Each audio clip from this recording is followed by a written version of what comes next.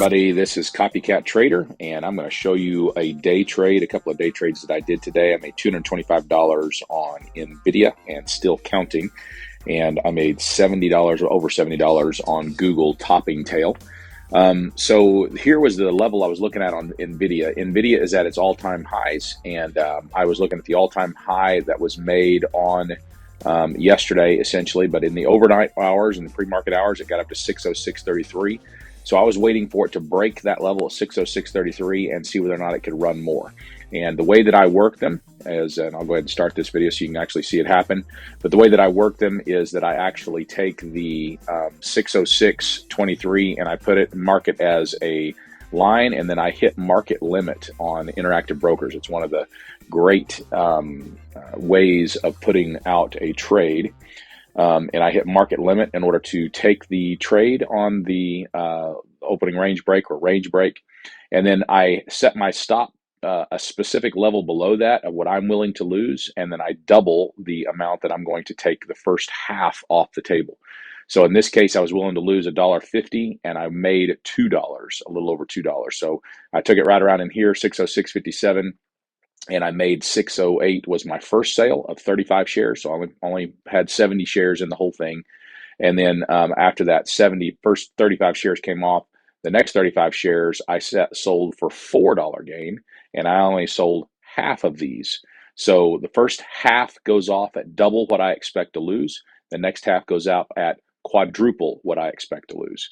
And then after I lose that half, then what I do is I set a break-even stop. And so you'll see me come up and cancel those two orders and set a break-even stop right there at where I purchased it.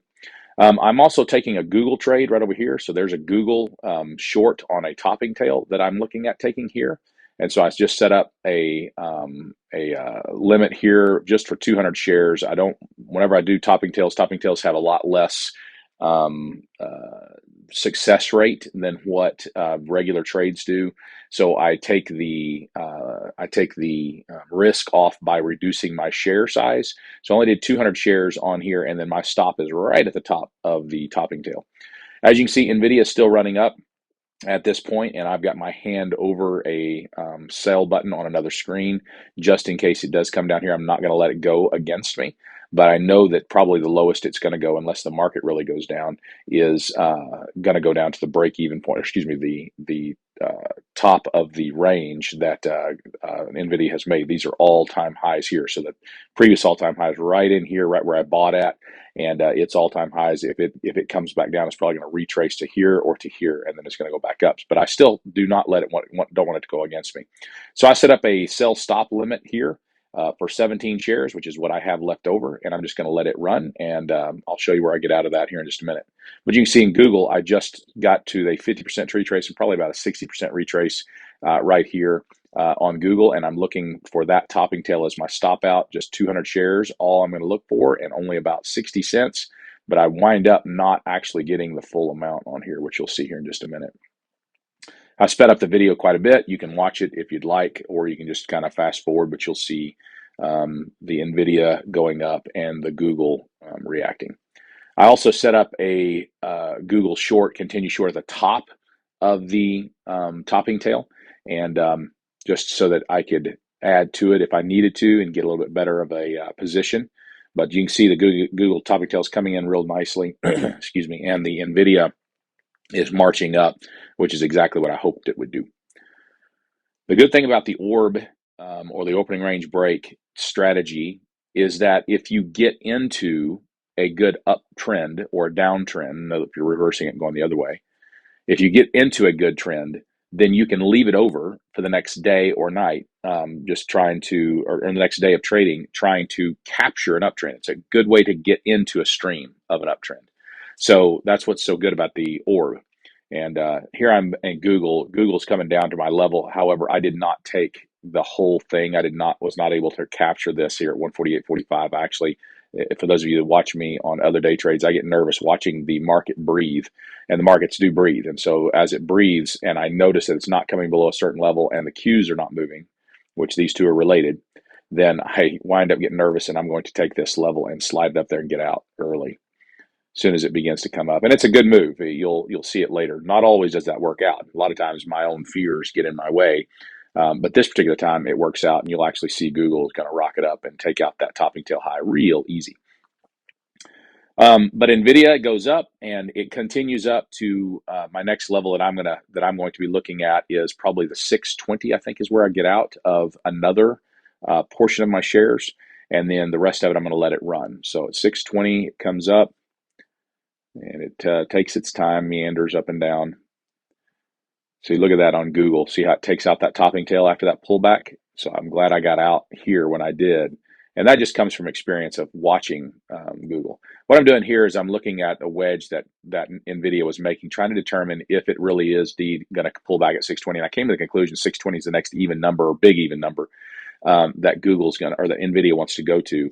So if it gets up to 620, I'm going to dump at least half of what I'm holding, and then put a break-even stop for the rest of it.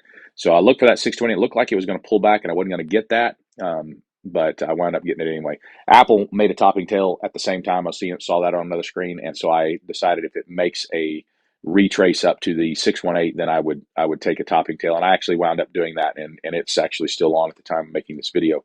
But you can see NVIDIA, it gets up there to 620. And I get out of 8 of those shares to finish off what I'm going to be doing as far as staying in NVIDIA for today. And I'll set a stop for break even, and then I will just forget about the trade at that point. Basically, I set a stop for break even, and I will just sit back and let the rest of it run as far as it can. Otherwise, it's just going to come back and it's going to stop me out. No matter what, I've made a really good return on it, so I'm not really worried about the break-even stop. If it comes back and hits my break-even stop, then that's just fine. But anyway, so it pulls back at 620, which I was pretty confident that it would, based upon what my RSI was showing me. And it comes back and just begins a pullback. It has since gone back up again. I believe at 626, 630, somewhere in there at the time of the making of this video. But you can see how I handled the topping tail, and you can see how I handled the opening range break, or the range break. And I'm certainly not the best at the range break. A lot of people trade these with options, and I just don't feel comfortable. Options move too swift for me, and there's too much of a loss involved in something like this.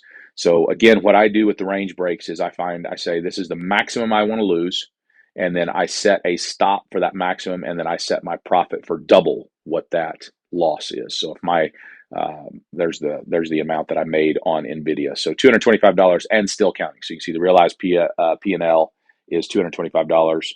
The unrealized P&L is what's still on the books, and it's still going up with that 9 shares. So anyway, that just kind of gives you an idea of the way I did a day trade today. And I hope you guys enjoyed it. This is Copycat Trader, and I'll be signing off. I'll see you next time in the next video.